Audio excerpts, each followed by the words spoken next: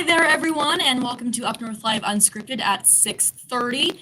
I am Maya Engel, live in our digital studio. Sorry, my director's trying to say something to me. What was that, Adam? All right, can't hear him. Anyways, let's bring in our meteorologist, Joe Charleboy, back to the normal program. Joe, it was a pretty nice day out there today, but some areas did see a little bit of rain. Are people still seeing some rain right now, or is that kind of past? So he's saying, Adam, our director, so he's back through that door back there. Yeah. He's saying he can't hear you, but I hear you. Oh. You folks watching, can you hear me? Could you leave a comment? I'm hoping you can. Yeah, I don't know. I'm just going by what I know. But yeah, I hear you. So anyway, we had some rain and storms earlier, Maya. Mm-hmm. Do you want to figure your audio out maybe? Yeah, do you want to do a little bit of weather and I'll work on my audio? Sure. Let me see what I can do here. If you can let me share the screen, we can do that. Do you see it there? There it is. Good. Okay. That was our hot shot to end the show a little earlier. Yeah, let me know, Maya, when you're done, and I'll kind of fill in here with some weather. Here's a look though around the region. There's Mackinac Island, Petoskey, Traverse City, Cadillac. Actually, really nice for much of the area tonight. That camera on Mackinac Island, about an hour and a half, 2 hours ago, was pouring rain a little earlier. But boy, the sun has come out and it looks pretty nice. We do have a front crossing through northern Michigan tonight. So there it is. It's kind of right over us. That is a cold front, which, well, it's going to bring in a little bit of cooler, less humid weather. Good for sleeping tonight and tomorrow night, before we get a big warm-up coming in here as we head into next week. Much warmer weather. Now, that did kick off that frontal boundary, some thunderstorms earlier. These initiated up there around Marquette and then worked across the eastern UP and the Straits, so you can kind of see where some of this rain is and was earlier. We did have up at Eckerman, so you see the arrow there, right there in Chippewa County, we did have a report of quarter-sized hail, 1-inch diameter hail. That was a little after 3 o'clock when we did get some of that hail reported. And then this is all that's left, just this little bit of rain, and there's no severe weather or anything like that. Just about to roll into Alpena. In fact, it kind of already is.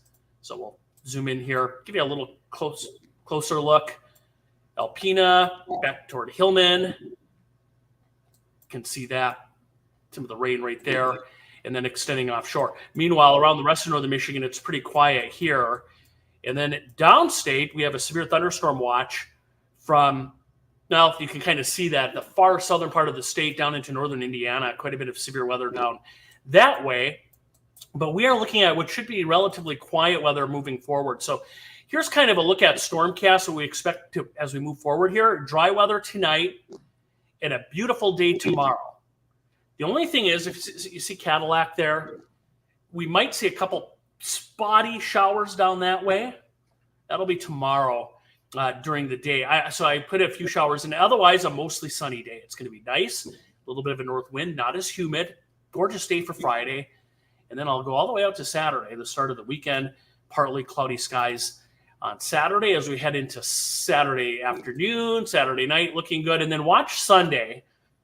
There's still some question as to what time and how much, if we do get rain, but this is looking a bit wet. And this is Father's Day. There's the morning.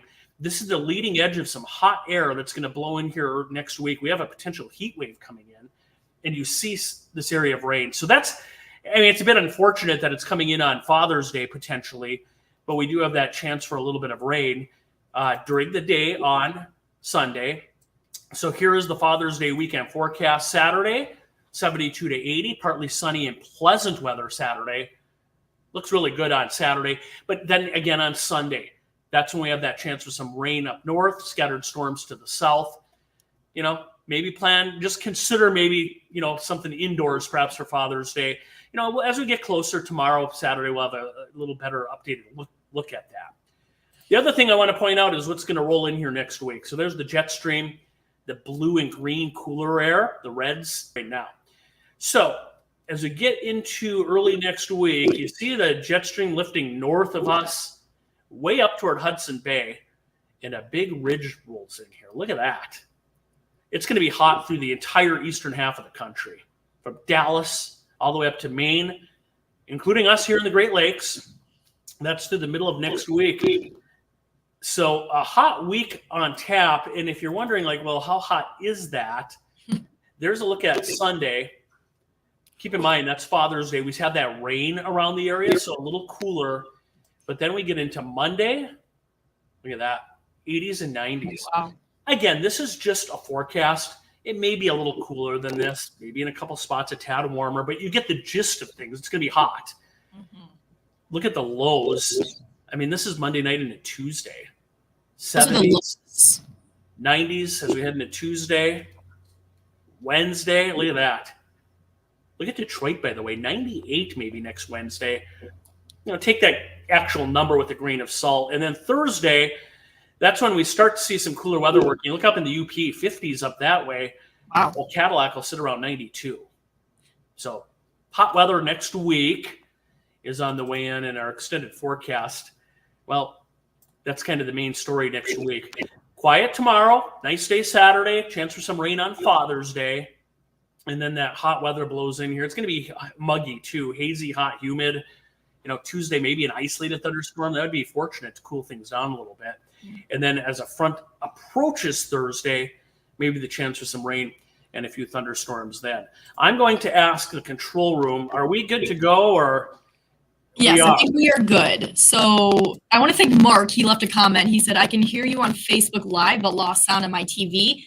Then he said, it just came back on now. I can hear you guys. So we are back. Mark, thanks for that. Yeah, that's good. Yeah. And Joe, thanks for improvising. And segment a little earlier than normal. We'll still touch base with you in a few minutes, but I think you pretty much covered a lot. Right. Sounds good. We'll still see you after our first commercial break. Now that we are back and you can hear us fine on TV and online, we're going to start off with our question of the day, as we typically do. So today's question is, would you feel safer if your child's school had metal detectors installed? 69% of people have voted yes. 31% have voted no. If you haven't voted yet, that QR code on your screen right now, you can scan it and let us know what you think about this. And this is getting a lot of attention on our Facebook page. We have about 77 comments. So I'm just going to go ahead and read some of those comments. So let's see. Let's go all comments. Kay says, I don't think it's a bad move. I like my kids safest homeschooled. Holly said, I'd feel safer if parents actually parented their children, had common sense, and were aware of their children's behaviors. Too many parents out there having children when they themselves are mentally unstable / not prepared to actually be a parent. Brenda says, we have security at our county building. Our kids and teachers deserve the same.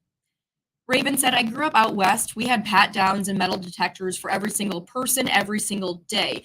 It was not weird and everyone knew why it was needed. That was in the 90s. Gail said, absolutely, and we don't have the money. Oh, and we have the money to do it, but someone won't do it.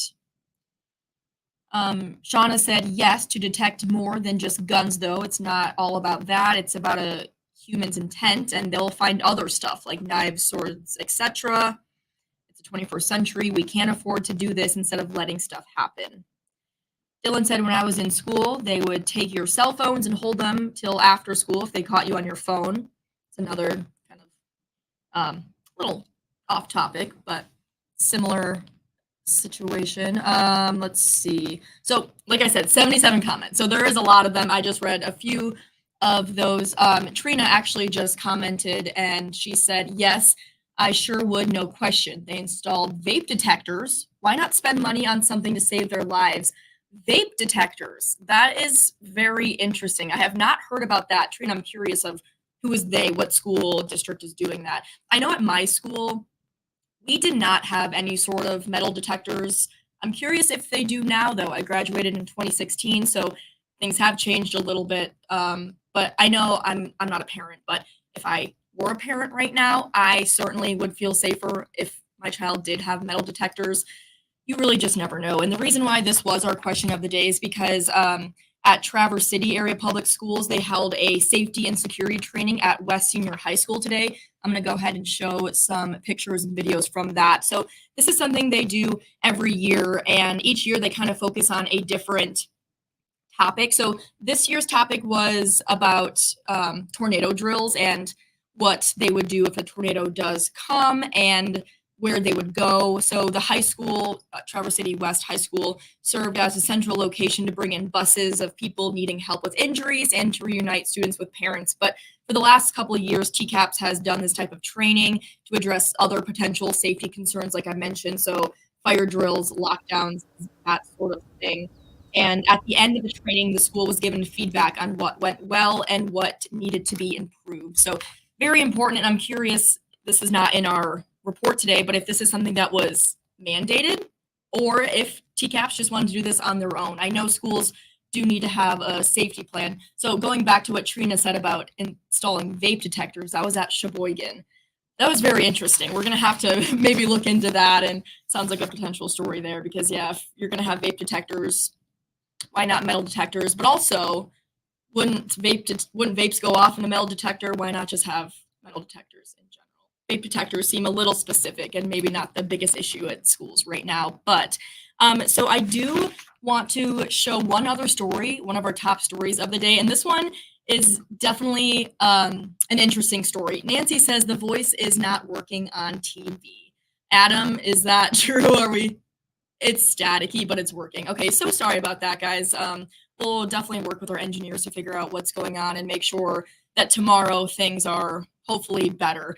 But anyways, like I was saying, our other story that we're working on today is a pretty interesting one in Petoskey. So Petoskey is coming up with a new way to clamp down on chronic parking offenders. So people who have left years of tickets unpaid. So the city is trying new technology to replace the old-fashioned boot, and our very own Daniel Zivian learned more about how Petoskey plans to use the barnacle. A busy weekday afternoon means it's peak time in Petoskey. Visitors and residents compete for the downtown parking spots and find themselves focusing on the time rather than the shops. Every day. I mean, we're here and people are walking by and I hear it coming off the street. I hear when they're in here. You know, we give out quarters to people. If they're like, oh, my meter's about to expire, we're like, here, take a quarter so you can shop a little bit longer. But as the Downtown Management Board reported to City Council, serial offenders who have never paid owe a combined $350,000. Parking is one of those things no one wants to pay for parking. We get it, we understand it, but those folks that have just kind of thumbed their nose over the course of many years, we need a mechanism, a tool, if you will, to help us do enforcing. City Council approved leasing the Barnacle, a device that enforcers can stick to windshields until violations are paid. After it detaches, it's up to the violator to return the Barnacle to the city. Horn says keeping up enforcement is less about the revenue and more about turning spaces over throughout the day. And so we have a lot of spaces that are free within a block of our central business district. We are a walkable community. We're trying to encourage folks to maybe park a little further out, walk into our town, spend as much time as you want. But for those wanting to game the system, it might finally be time to pay up. In Petoskey, Daniel Zivian, UpNorthLive News. We're going to take a short break here in UpNorthLive Unscripted, but when we come back, we are going to check in with Daniel Zivian to kind of go in more depth with this story and figure out when Petoskey could be seeing these barnacles really start to be enforced. So stick around. We'll be right back.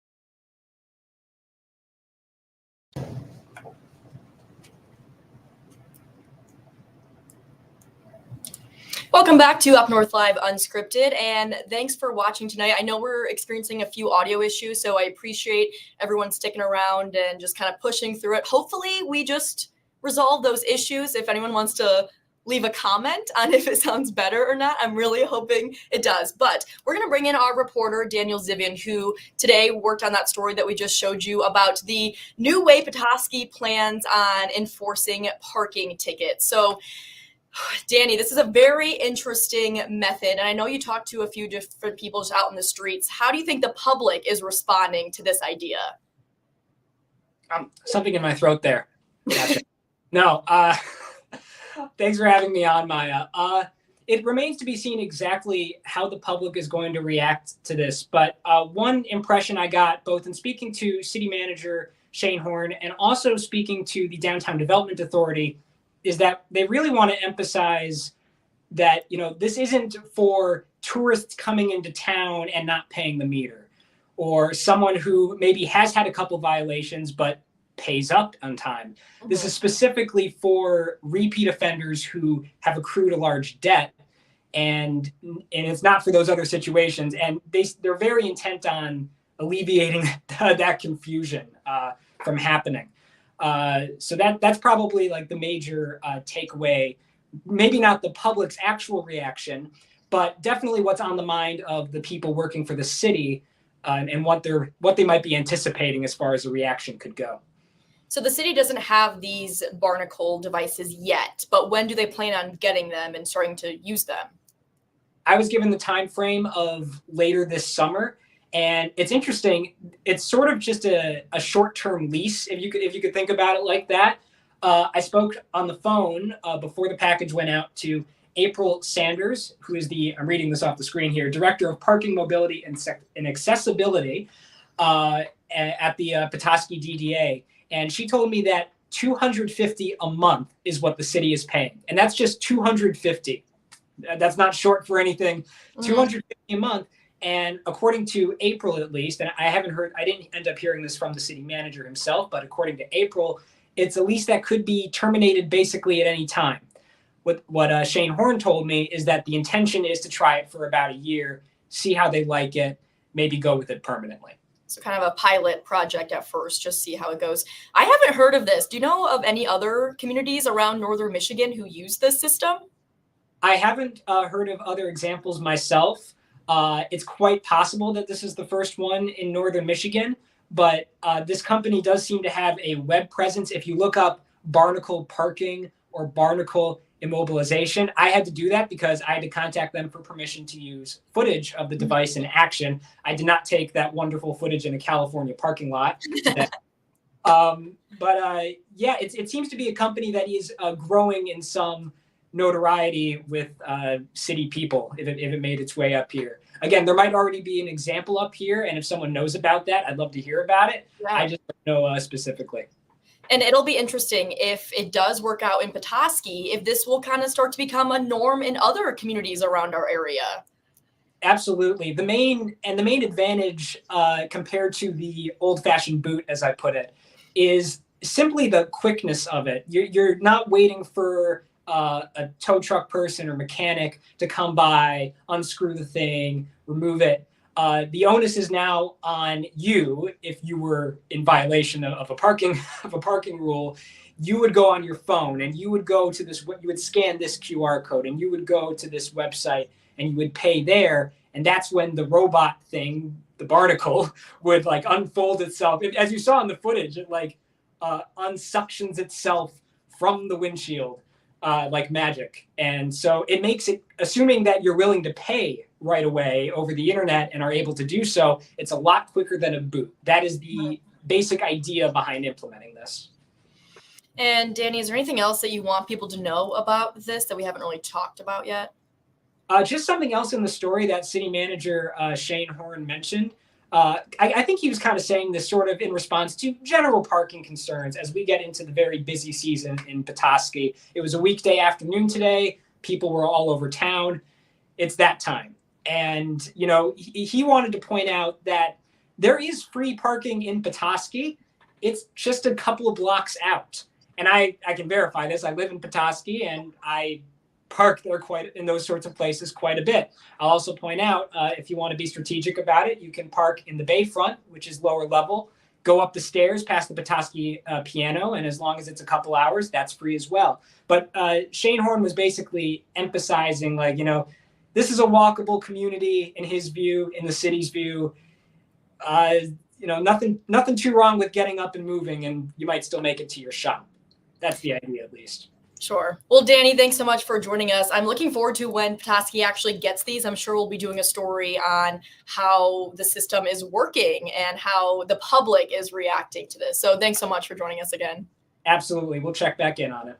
Sounds good. All right, we're going to take another short break here in Up North Live Unscripted. But when we come back, we're going to check in with Harrison Beebe, who is down in East Lansing for some softball and baseball state semifinals. Stick around. We'll be right back.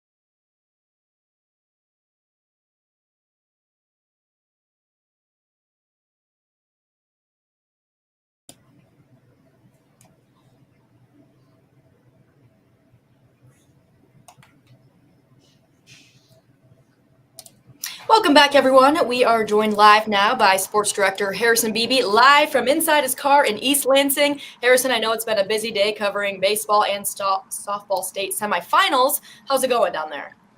Well, Maya, I know we're a little tight on time. I've got good news and bad news. What do you want first? Let's just get the bad news out of the way. So, heartbreaker for Charlevoix. They were up 2-0 the entire game in the Division III boys semifinals. Came down to the final out, and Jackson Lumen Christie, thanks to a couple errors, unfortunately, Charlevoix defense was awesome all day, but a couple errors let those runners get on board, and then a base hit brought home 2 runs, tied it up, and then Lumen Christie had a walk-off hit in the bottom of the 7th. The Raiders 1 out away from a state finals appearance, but they fell short in a dramatic loss there, 3-2. Good news. Gaylord, not really a shock. Gaylord is in the state finals once again, 9-0 winners over Milan in their semifinal in Division II. Gaylord going for the repeat, as we've been hyping up for good reason. I looked up earlier this week. Gaylord hasn't had closer than it's close to, I'm not the exact number. It's around 8 runs is the closest game they've played so far this postseason. By comparison, a year ago, most of their games were within 3-4 runs. And the closest game they've had to get to the state finals is an 8-run advantage. They're dominating. So, yep, they're looking pretty good. Still waiting on their opponent. Those 2 other teams are playing right now, but Gaylord will be in the 12:30 championship game on Saturday down here at Michigan State's campus. So, and you'll be there for that. We will. We got a full day tomorrow too. 3 teams in action tomorrow as well. Awesome. And we'll have full highlights from you coming up tonight on Up North Live News at 11. But thanks so much for joining us live, Harrison. Enjoy the rest of your time in East Lansing, your old stopping ground. Thanks, Maya. See ya. We'll take one more quick break here on Up North Live Unscripted, but we'll be right back in a few minutes.